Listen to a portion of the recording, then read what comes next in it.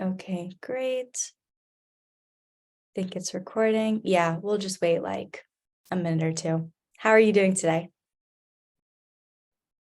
Doing well. I passed my boards and I found that out this Woo! morning. So that So was cool. exciting. Congrats. Awesome. Yeah, congratulations. Thanks. How Been a long? long time coming. Yeah. Yeah, how long is the your board exam? It's 300 questions. So it's 5 sets of 60 questions. Uh, so you get a minute per question. So it's a 5-hour test. Yeah, that sounds long. You actually like kind of get used to it. Like my first pack rat. So we take 2 pack rats, which are like practice board exams written by the same people. The first one, they're 225 questions. And the first one is at the end of didactic year. And everyone's just like, that's the longest thing I've ever had to do in my whole life. And then the second pack rat, I was like, well, that went by quick. Hmm. And then the boards was just like, okay, well, it's done. Hmm. Yeah, I hear you. Okay, awesome. I'm just looking. I think maybe if we start in a minute. Looks like some people are trickling in right now.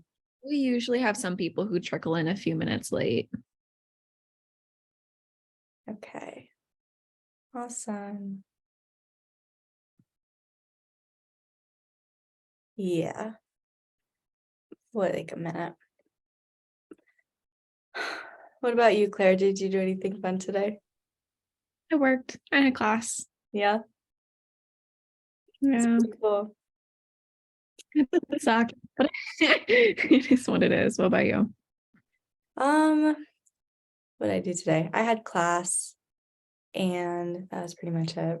Just class all day. And then I just came from OChem Cafe. So What class did you have? Did you have OChem today? today's Wednesday. I had personality psychology and then I had a happiness class. It's like an honors, I don't know, seminar type thing. Yeah, it's really fun. I'm a preceptor for it this semester. So if anyone's in honors and wants to take it next spring, you totally should. Yeah. Okay. I think we're good to get started. Amanda, I'll just let you introduce yourself and yeah. So I'm Amanda. I just graduated PA school. I took my boards last Thursday. I found out I passed them today. And before PA school, I went to the University of Utah. I applied for PA school so I graduated in 2018, applied for PA school in 2019, did not get in, and then applied in 2020 and I did get in. And then before PA school, I worked in EMS and EMS education, and then also in COVID research in New York City, which was pretty crazy during 2020. So I'm actually kind of glad I didn't get in the first time because I'm glad I got that opportunity. Yep. Yeah. I live at home with my fiance and my snake and my lizard, and that's pretty much it. Do you want to talk about what your program was like and like how long it was, what you did each semester? Sure. So I went to Tufts in Boston. It starts in January, which is why I liked it because it was the quickest start date out of all the places I applied at. It is a 25-month program. So we do 1 year of didactic and then 1 year of clinicals and then 1 month of board review at the very end. Yep.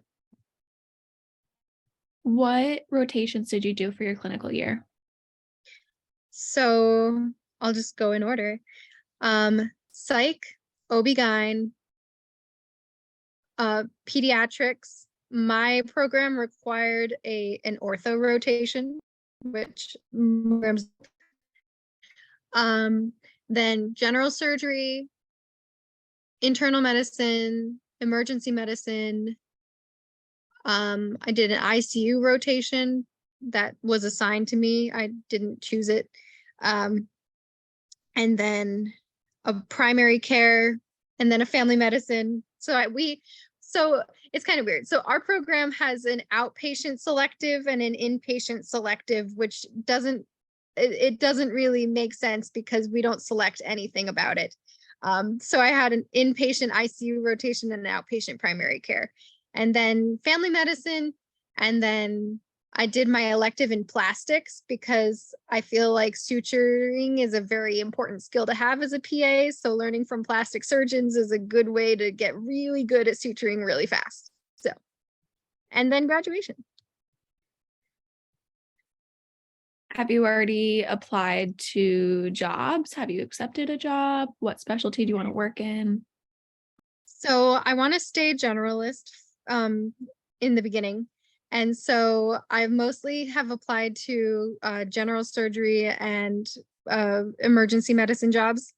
I got to the very end of general surgery job, and then they gave it to somebody that had years of PA experience. I was like, that's fair. But actually, I'm now kind of like in the job offer phase of emergency medicine job at Brigham and Women's Hospital, which is pretty incredible. It's a Harvard hospital. So I was surprised that they were even interested. So that's cool. I just have one shadowing. I have to shadow a PA there on Friday, and that's pretty much the end of the whole process. So yeah.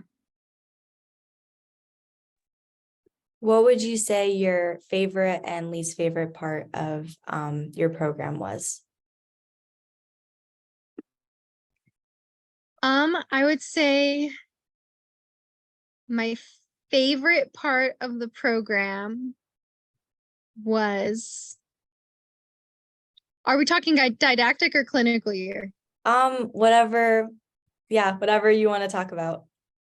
So my favorite part of my program, didactic year, oddly enough, was my pharmacology professor. His name's Paul, and he's everybody's favorite, and everybody loved him. And I thank him for my success because he's just incredible. My least favorite part of my program was my OB-GYN rotation because labor and delivery nurses are the spawn of Satan.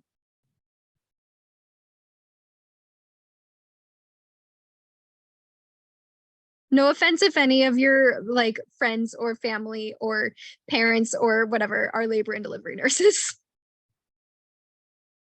Wait, why?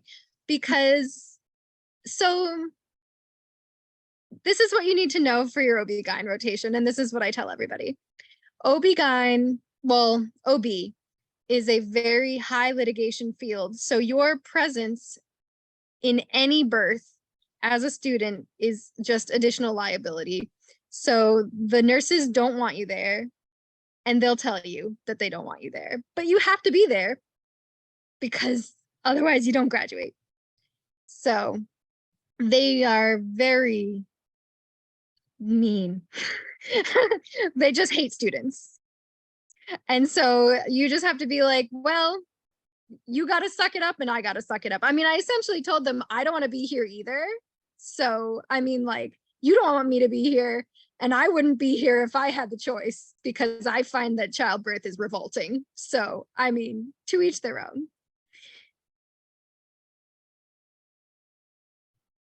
C-sections are cool though. How would you like for someone who's going through the process now, what would you suggest that we start doing, or like any advice for how to get in? If you don't have clinical experience yet, definitely get clinical experience. Get meaningful clinical experience. I think that a lot of programs, because I was a paramedic before, I think a lot of programs kind of were like, well, we'll take the paramedic over the CNA. Not that the CNA work is like less than, because you guys are freaking angels if you're CNAs. It's just that I had experience before PA school actually making clinical decisions. And I think that looks really good on a resume. I would prioritize clinical experience over everything else, honestly. But you could also just like look into what programs you're applying to and what they seem to emphasize.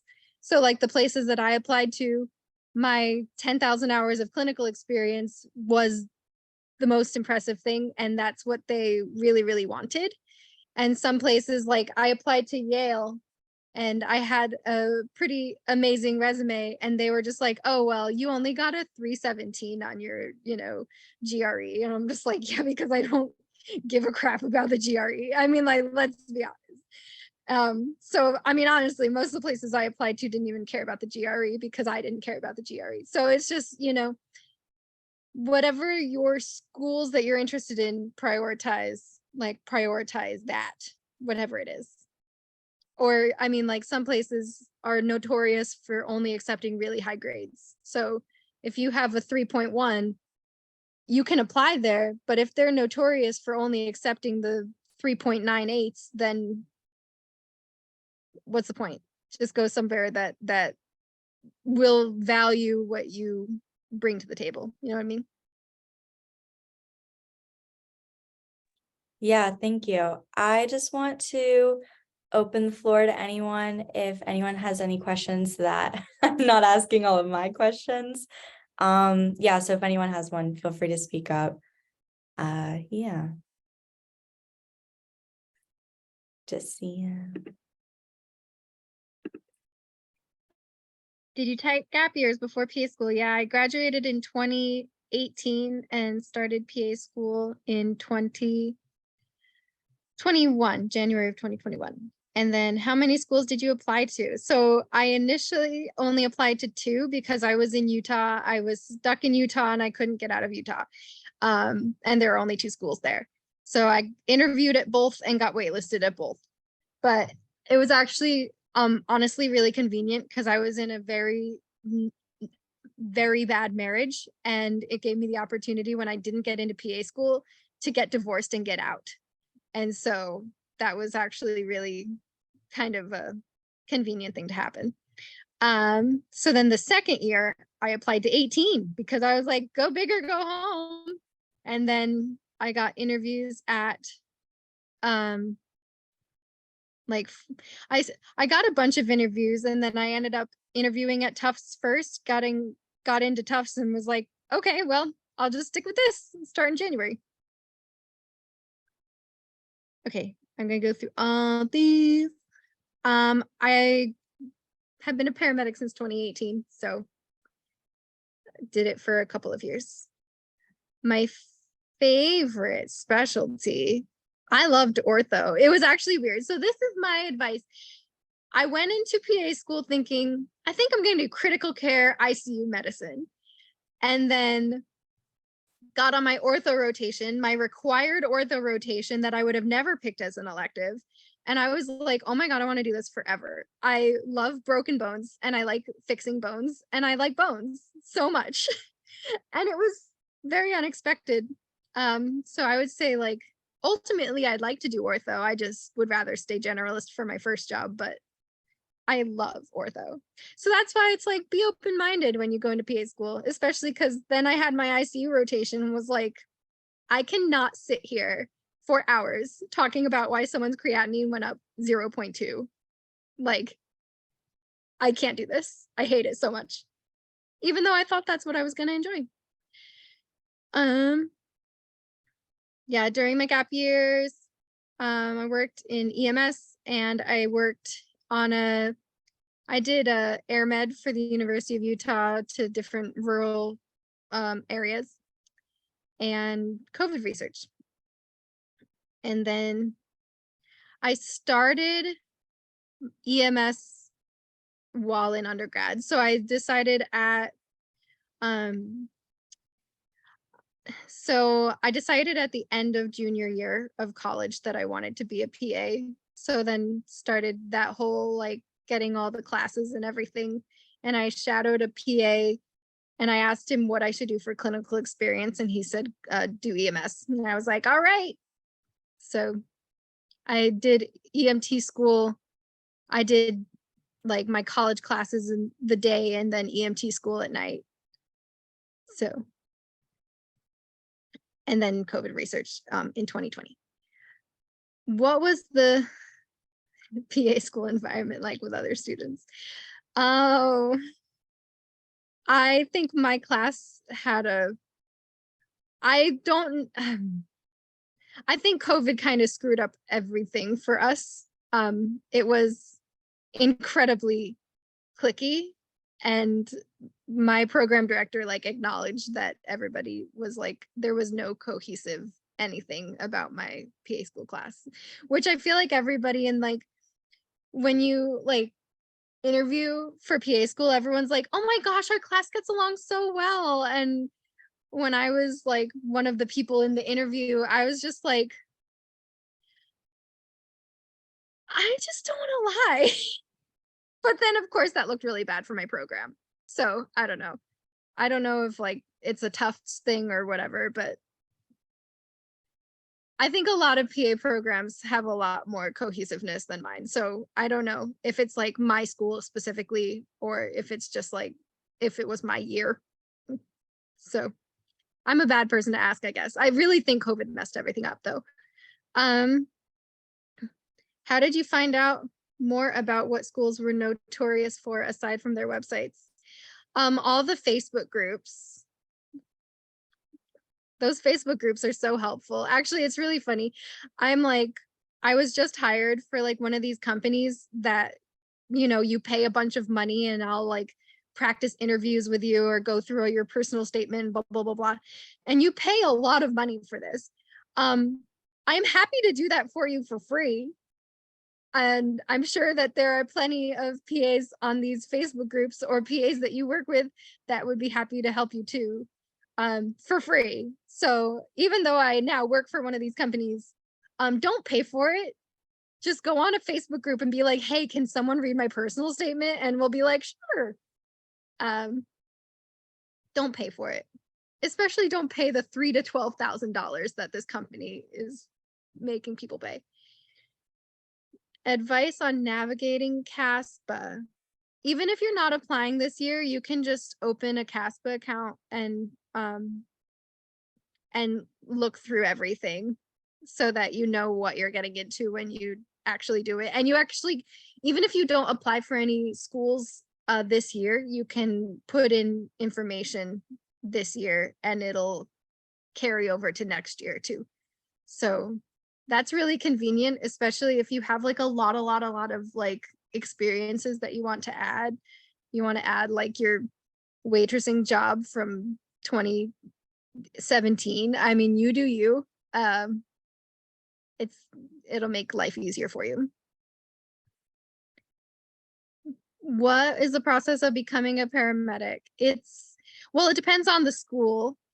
So there's programs that are like 6 months, like really like accelerated programs up to like 2-year programs, 4-year programs. So it just kind of depends on what you choose. But I mean, you could totally become a paramedic over one summer if you really wanted to, but you have to be an EMT first. And it's like a whole application process, almost like a college application process. So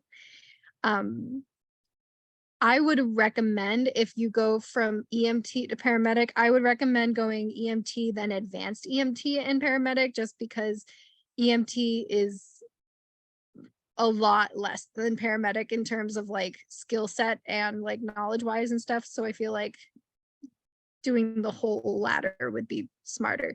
It's just kind of like you just like get thrown into the fire if you go straight from EMT to paramedic without any like experience on an ambulance. What does a generalist PA do? Well, I mean, by generalist, I mean like we're trained in like every field of medicine. And so generalist positions are like things that cover a lot of different things. So like family medicine, urgent care, like emergency medicine, all these like the things that have like a lot of variety in what you see versus like a specialty like ortho or derm, or like something that you're just sticking with like only one thing forever. Which I do, I mean, especially ortho and derm. I feel like I specifically chose those because I feel like a lot of people go into PA school like, I'm going to be a derm PA and that's it. And I'm not going to do anything but derm. And I'm like, hey, good for you. But also like I said earlier, like keep your mind open to other specialties because you might fall in love with something that you are like totally not expecting to fall in love with, like me with ortho. So did you submit a letter of recommendation from an undergrad teacher? Oh my gosh. Well, I'm going to tell you about my undergrad teacher that I got my letter from because she's why I became a PA. I was a speech therapy major. I was planning on applying to speech therapy school, and she took me aside. I had taken like 4 or 5 classes from her at this point, just because it's a very small major. And I mean, my graduating class of, there were only 22 of us in my major, so it's a very small major. But anyway, took me aside and she's like, you don't want to be a speech therapist. You want to practice medicine. And I was like, I've been feeling like that, but I also like, it's the end of junior year of college and I don't want to like just throw all this away. And she was just like, no, you want to be an orthopedic, or no, it's not, an ENT, like a otolaryngologist surgeon. I was like, I don't want to be a surgeon, but I do want to practice medicine, and I don't want to be stuck in ENT forever. If I could do like other things, that'd be cool. So she was like, oh, well, you should be a PA then. And I'm like, I don't know what that is. So then I went home and Googled it, and then I went back to class like the next 2 days later and was like, okay, so I'm already have a spreadsheet going of all like what I need to do to apply to PA school because this is like the perfect career. So yeah, I still keep in touch with her because she's fantastic, and that whole story actually won her an award because it was like an award for like professors that have a really big influence on your like career and professional goals. And so, I mean, she literally changed my whole career path. So that was my undergrad teacher that I got a letter of recommendation from. What Facebook groups should you look at? You could literally look at like, just look up pre-PA and just like join all of the Facebook groups because there are so many of them, and why not? I mean, you can join the PA Facebook groups too, but I don't know, I feel like sometimes the physician assistants, like the Facebook group physician assistants, get kind of toxic sometimes, and I'm like, You of them do. I've been noticing that too. yeah.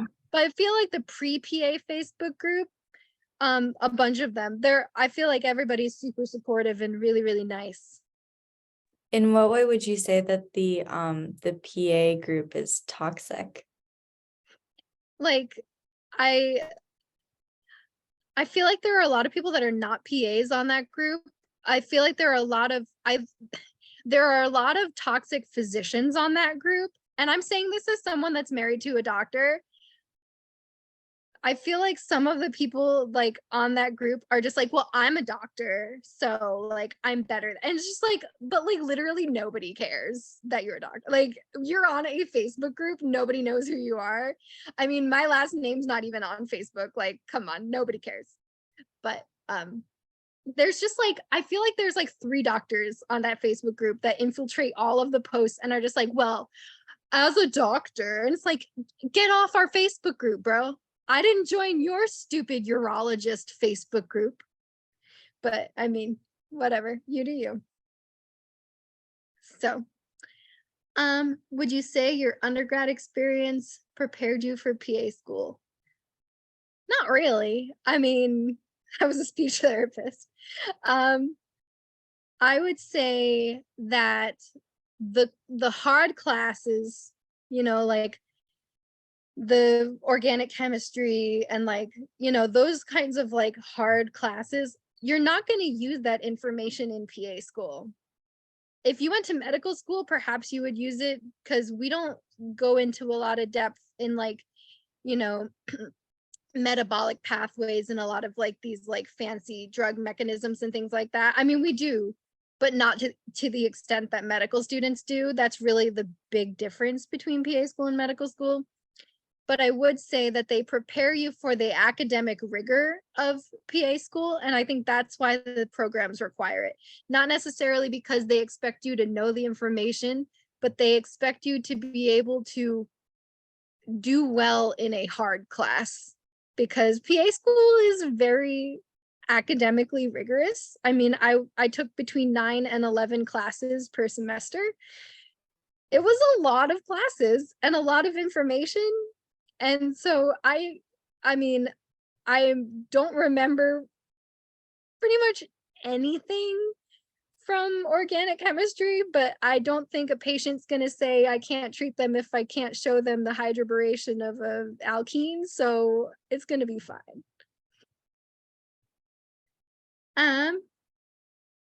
What were your interviews like?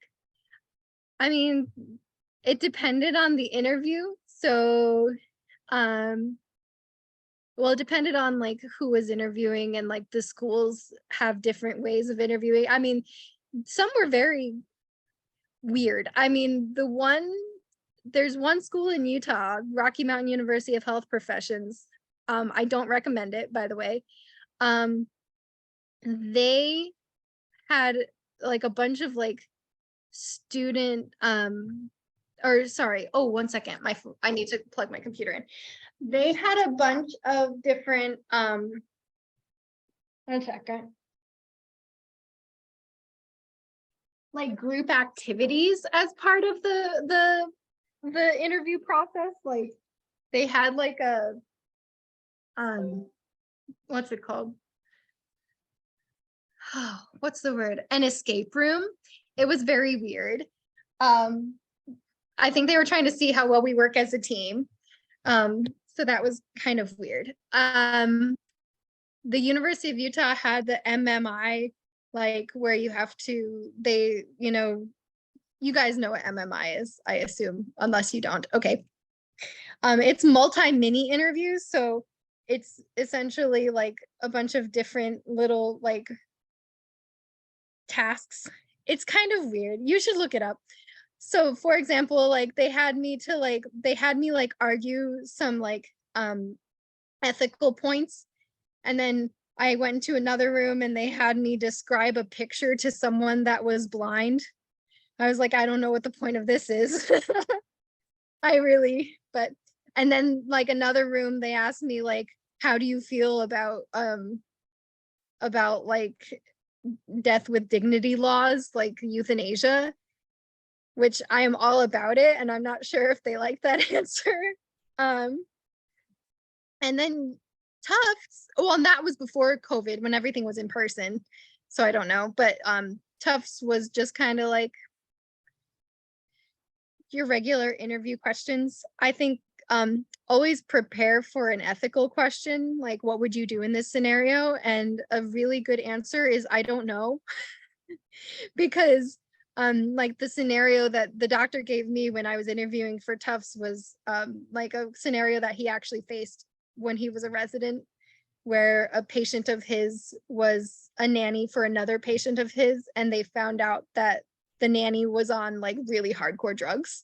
And he's like, so what would you do? And I'm like, I would talk to a social worker, because I feel like this is way out of my wheelhouse. And he's like, that is the correct answer, because it is way out of your wheelhouse. And I think it's important that you know that, and that you like recognize your limits.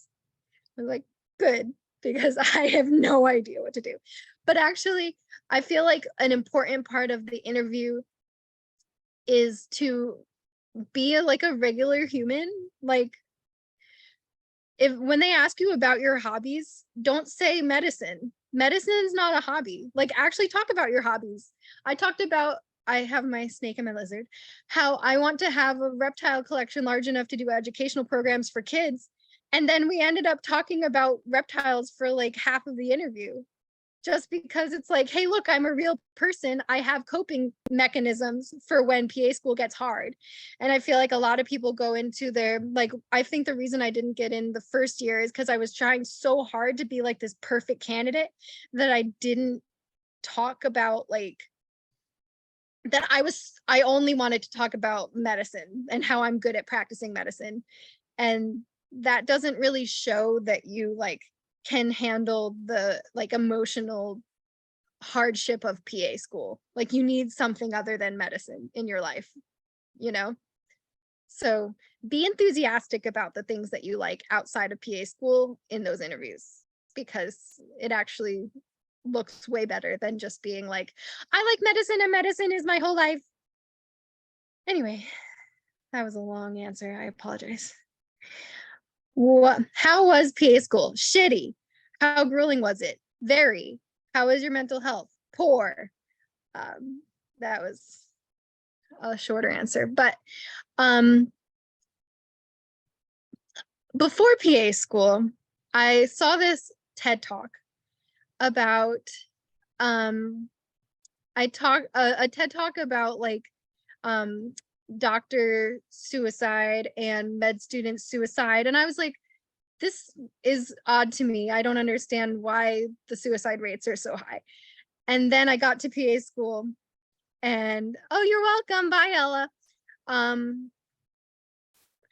I got to PA school and it made a lot more sense.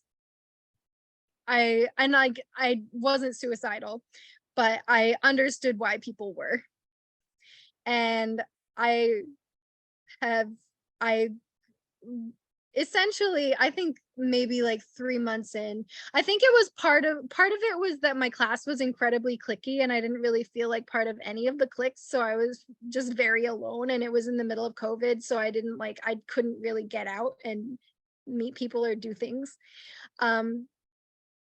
But I essentially like went to church one day, and one of my friends from church was a PA student at a different program about to graduate, and I'm like 6 weeks in, and I just like cried to her and was like, I can't, I never felt so alone in my whole life, and I just can't do this. And she's like, you need meds. And I was like, oh no, she's like, yeah, you need meds. And I bet by the end of PA school, maybe 80% of my classmates were on some sort of antidepressant. So I honestly recommend getting your mental health in check prior to PA school. And I'm not saying like if you're not depressed, you will be. I am saying that. If you're not depressed, you will be. So therefore, because antidepressants take about 6 weeks to really kick in, I would honestly recommend everybody start them before PA school so you're well adjusted by the time you get to PA school, and you won't have as horrible of a first 6 months of PA school as I did. And I've never had any sort of mental health anything before. So when people are like, oh, what should I get to prepare for PA school? Should I get like an iPad? I'm like, you get antidepressants. And I'm not kidding. I'm not joking. I'm serious about that. Get antidepressants. It's very hard. It's very hard. You mentioned CNA was not the best patient care hours, and that EMT and paramedic was better. What other jobs do you recommend to get those meaningful care hours?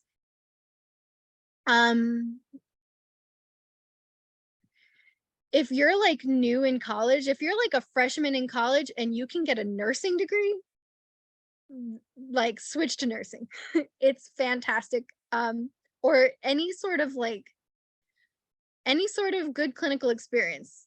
Like if you are like a freshman in college and you can become like a radiology tech, or you can become an ultrasonographer or something like that, I like really recommend those types of jobs, like jobs where you actually have like a skill set that will be useful to you like during and after PA school. It'll set you apart from all the people that are CNAs and EMTs. I feel like that always looks really good on a resume. What would you recommend for someone that gets super nervous for interviews? Xanax. Ask your PCP for one Xanax. Yeah. And I feel like I'm like a pill pusher right now, but Xanax. Also, and this, I mean, I believe in it, and I have seen the data to support it. I think people think it's crazy, but like the power moves in front of you go in front of like you know, a mirror in the bathroom and you're like, you're awesome. I'm awesome. I'm awesome. And it actually really does work. Like, it's like, oh, I am awesome. Thanks for reminding me, self. Um, highly recommend those kinds of things. And pump up music.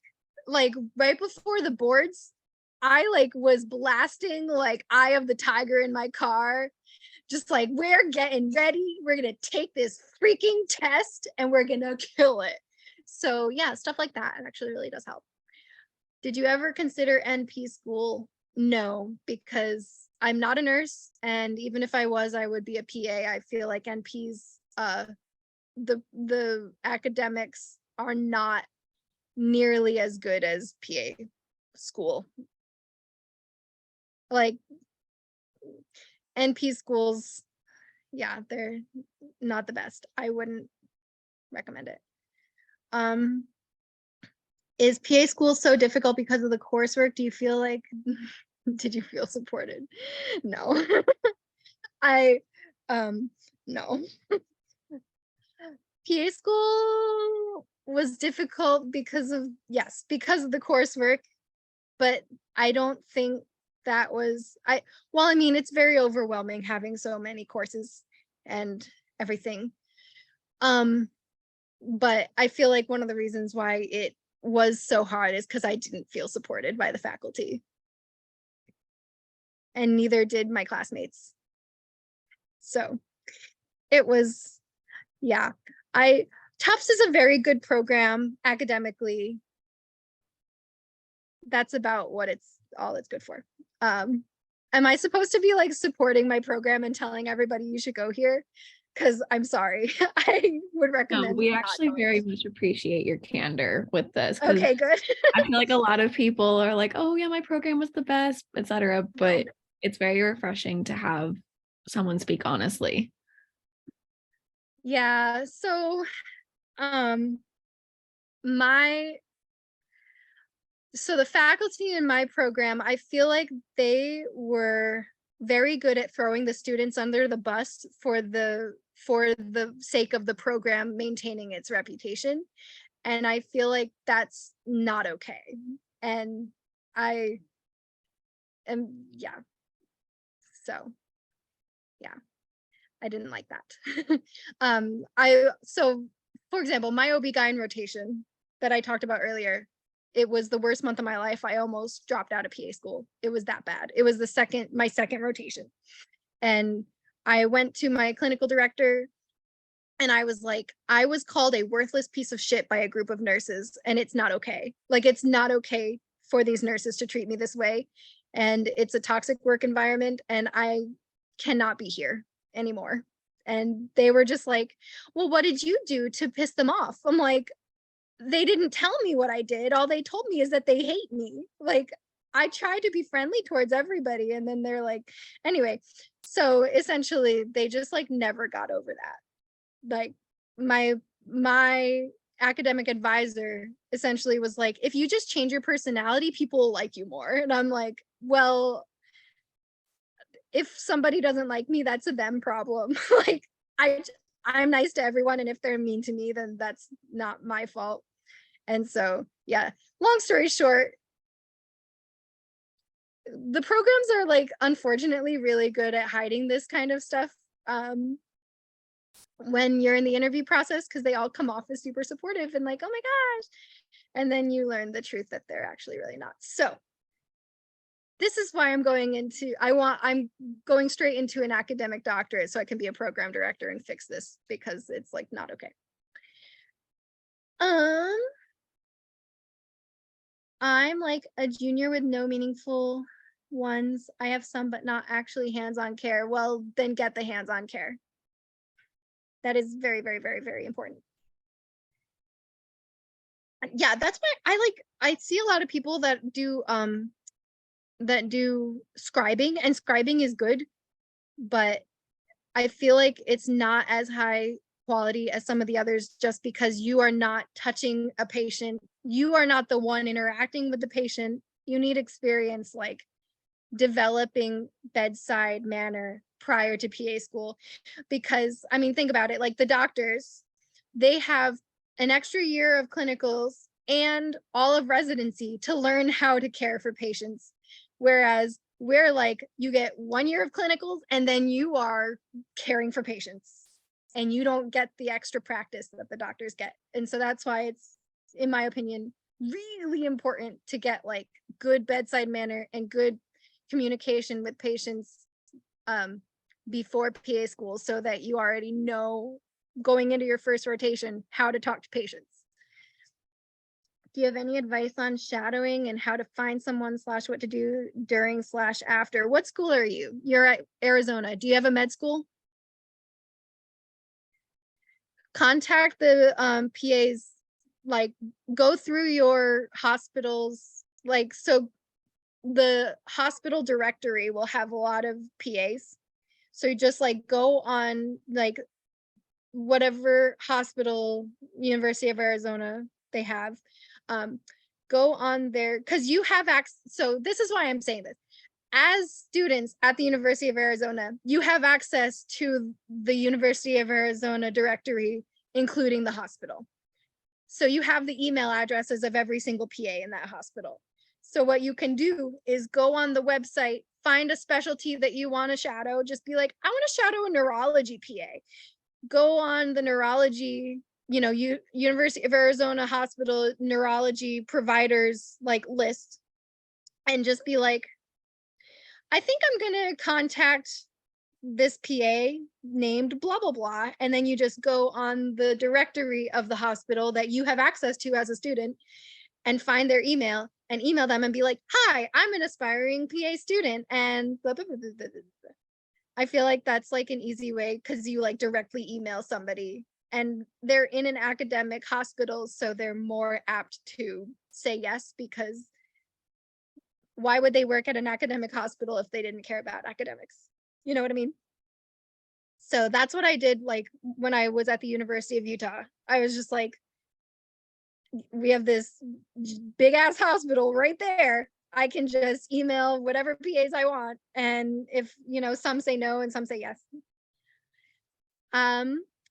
I shadowed a neurology PA, an emergency medicine PA, and a ENT PA, all at the University of Utah. And they were all very nice. And I feel like some are more interested in like helping you than others. Like the neurology PA that I worked with, I only shadowed him for like a couple of shifts, but he was fantastic. He helped, he answered my questions. He helped me decide that I was going into EMS, which was really awesome. Whereas I feel like the ENT PA just kind of said yes out of obligation and like kind of ignored me the whole time, which is fine because the point of shadowing is to watch. But I think like it's also important that they like answer your questions. But I feel like it's important to ask questions, like not just like happy questions like why'd you choose this specialty, but like what's the worst part of your job? Like those are kind of important questions to like know, like what is the worst part about being a PA? Because I feel like everyone always is just like, oh, everything's amazing. It's like, well, but then people wouldn't be leaving healthcare in droves if everything was amazing. So I feel like asking like a lot of like really honest questions, it's not like, it doesn't make you look bad if you ask honest questions. Like it doesn't make you look like a Debbie Downer. It just makes you look like a realistic person that actually understands what they're trying to get themselves into. So yeah, that's your fear. You'll be fine. Do you feel like the future of PAs looks good? Hell yeah. It's a fantastic career, especially, and again, speaking as someone married to a doctor, no offense to med school, but this is such a better option, like such a better option, because yeah, the field is becoming super saturated, but you know what else is happening? There are so many jobs. So the future for PAs is fantastic. I think I mean, if you're still doing the considering med school thing, shadow some doctors and ask them what they think, and shadow some PAs and ask them what they think, and figure out what you want to do. I am all about the title change to physician associate because I am so tired of going on Indeed and looking up physician assistant jobs and everything coming up as medical assistant. And I'm like, I don't want that job. I don't want that job. I think it will help patients to develop more trust in us because they will see us as more than just assistants. I think, oh my gosh, so quite a few times people have asked me, what are you studying? I'm like, oh, I'm studying to be a physician assistant. And they're like, oh, that's an associate's, right? And I'm like, it is not at all. So yeah, no, I am all about this title change. I hope it happens faster in Massachusetts because I don't want, I just wanted to say associate instead. But yeah. Yay. More questions. Or not.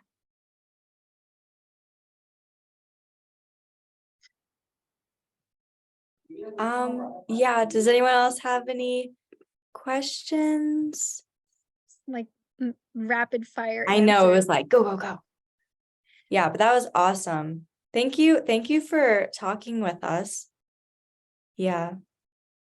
The honesty is amazing. Honesty is the best policy. I honestly, no, like some of those classes, you know what? Wait, I can pull up. Let me see if I can find one of my schedules, because I could probably pull up one of my schedules and do like a screen share. I totally have these somewhere. Doop, doop, doop. Not clinical year. Didactic year. So my first semester, darn it, I don't have it. But anyway, my first semester, I took anatomy and physiology, primary care, a professional practice like ethics course, internal medicine, a physical diagnosis course. I can't remember. So yeah, the second semester, physiology was over, but we took anatomy and a whole bunch of stuff. Primary care and emergency medicine and surgery, and yeah, so just lots of classes. How would you study having that many classes at once? I made my own study guides out of, I made spreadsheets. Actually, can I pull up a spreadsheet? It actually is really helpful if you're like a spreadsheet person.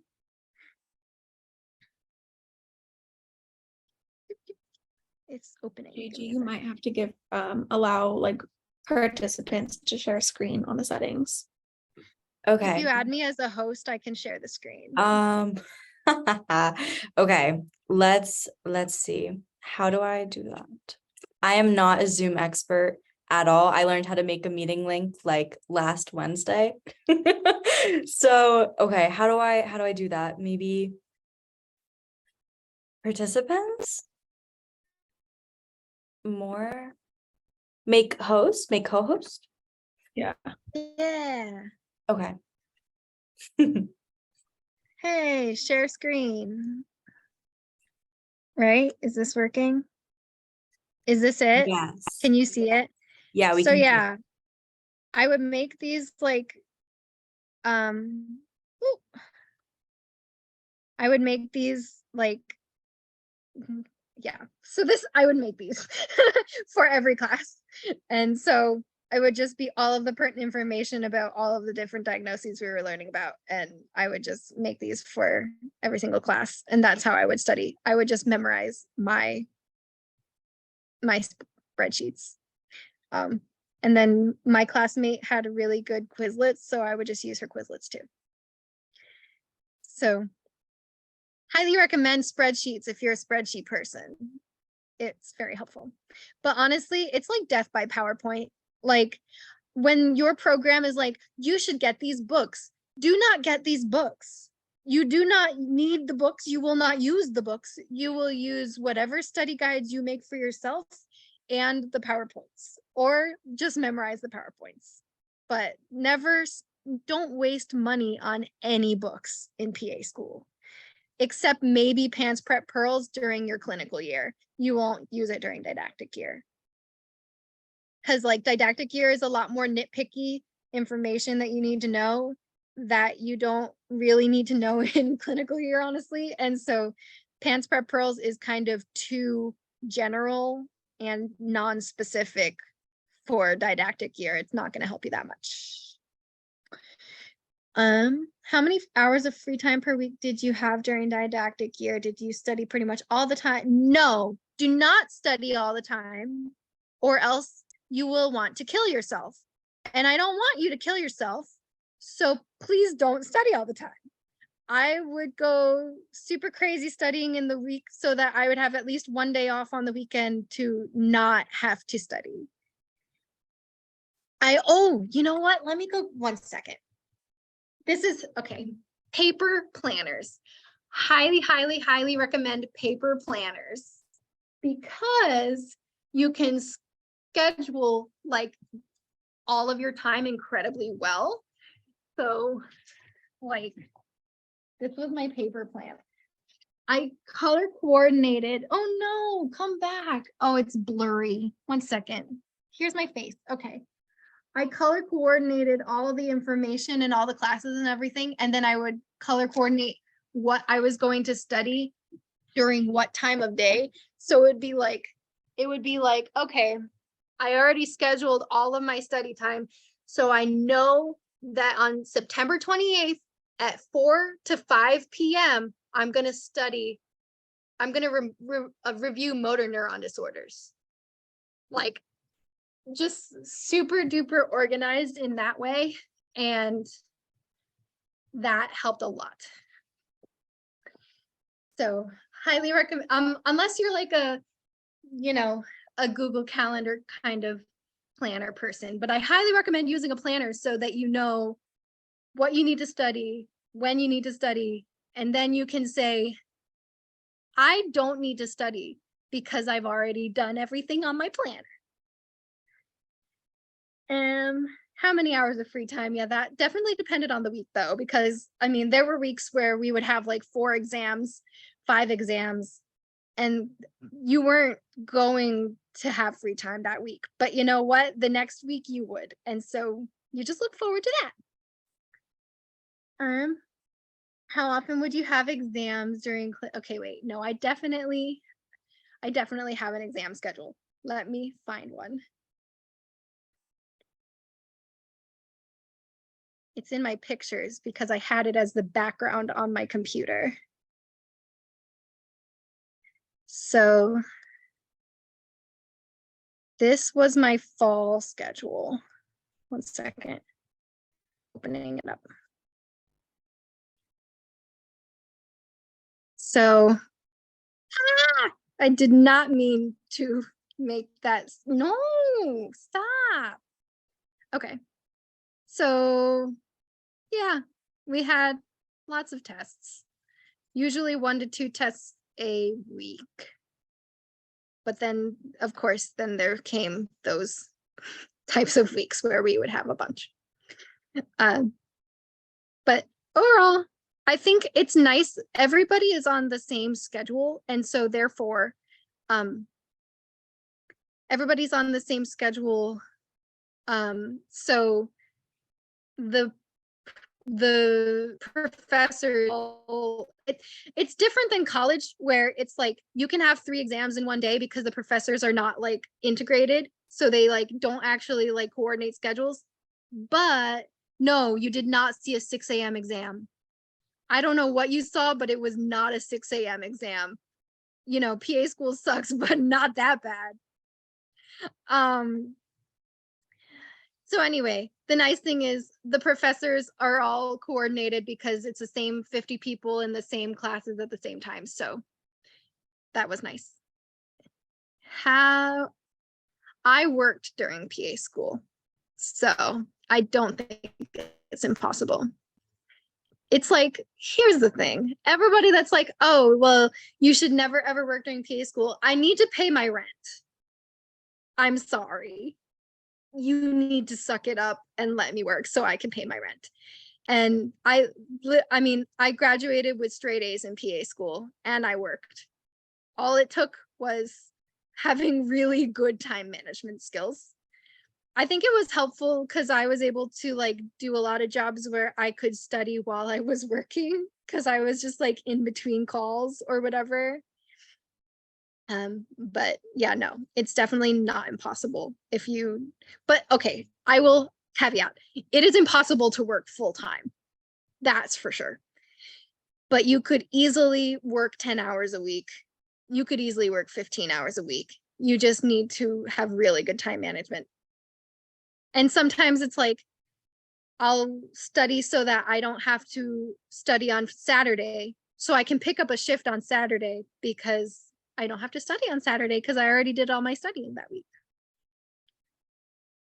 So yeah, I think it's like, honestly kind of classist when people are like, you should never work during PA school. It's like, I'm sorry, my mom and dad don't pay my bills. And I live in freaking Boston, so FAFSA is not going to give me enough to pay my rent. Thank you. Someone else agrees. So, yeah.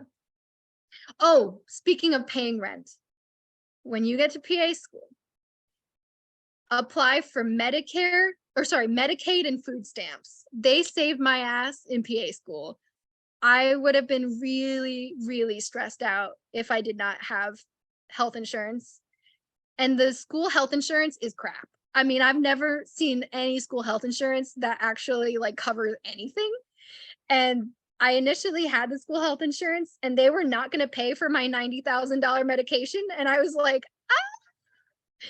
So I got Medicaid and it covers my medication. And I am so glad. But yeah, food stamps, Medicaid, get them when you get to PA school. And you will more than likely qualify. You just have to get like all the paperwork and everything, but your school will be more than willing to help. Do most people in PA school live with other students or alone? I think it was a good mix of both. I lived alone and then I moved in with my fiance. And then, but I knew a lot of students that lived with roommates, either roommates that were students or roommates that weren't. It just kind of, whatever you want.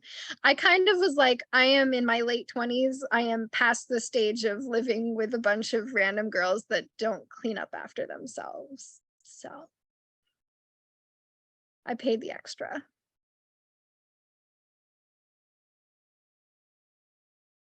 Do you know if your experience with Tufts is a common experience in other programs as well? You have to ask the students in the programs. I know my friend had a really hard time with the staff, the faculty at Northwestern. I had a very odd interview at Rocky Mountain University of Health Professions. They pretty much told me that I liked medicine too much and my husband was going to divorce me and my kids would resent me. And I was like, that was the most sexist thing I've ever heard in my life. I'm not coming to your fucking school. So I don't know. I guess you would have to ask, the student, like, but this is what sucks. Is like people are not honest about their experience. I feel like everybody tries to sugarcoat it to be like, you should do this. And it's like, you should do this, but just recognize that it's going to suck. It's going to be one of those experiences that you wouldn't sell for $1 million, but wouldn't buy another for a penny. You know what I mean? And like, I feel like people are definitely not upfront about like the negatives about their programs or whatever, but I don't see why not, because it's like, if my program director finds out that I said all this crap today, you could tell her. She can't take away my degree. So like, I really don't care. So I don't know. I feel like if you find people that went to like go on like the PA forum or something and find like your programs that you're interested in and like message the people that ended up getting into that program and being like, okay, but like straight up, how was it? Like, be honest with me. I'm not going to report you if you tell me honestly, like how your experience was. And I feel like a lot of people, if you promise not to report them, will be honest with you. You can still report me. I don't care. She never liked me to begin with, so it's fine.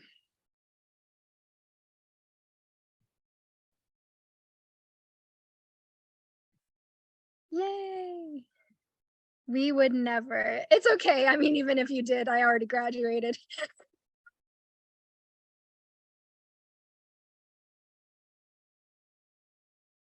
All right. Does anyone else have any last minute questions?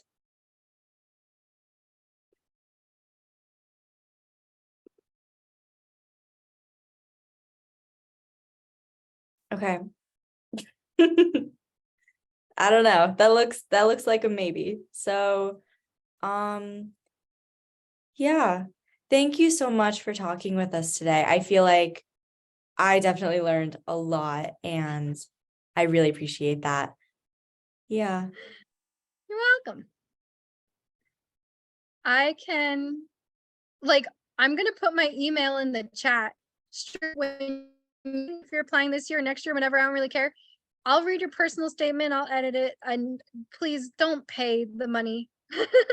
You definitely do not need to pay money for stuff like that. And I would like be happy to help you guys navigate your way through CASPA and put in your experiences and all that stuff. I mean, I feel like it's just paying it forward.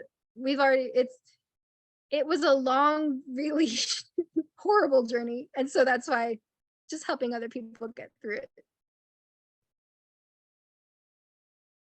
There you go. Oh, I accidentally sent it to only Maya. My apologies, Maya. There you go. Awesome. Okay. Thank you so much. I will put your email in the after meeting, whatever, so that everyone can message you if we have any questions. But yeah, thank you so much again. Really, really appreciate You're it. welcome. Thank you. Best of luck in your journey to become PAs. It's the best profession ever, and you'll be great. Thank you so much. Thank you. Bye, y'all.